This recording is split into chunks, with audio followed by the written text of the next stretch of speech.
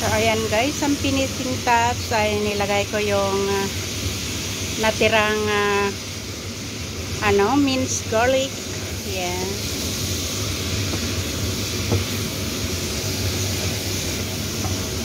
Yan. Shoes. Ang bango niya guys.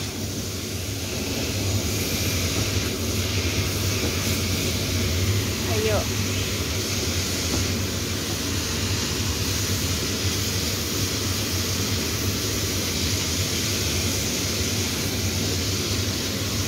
So,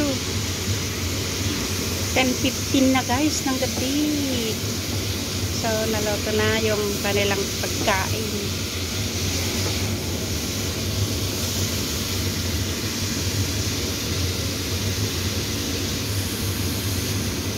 So, done cooking.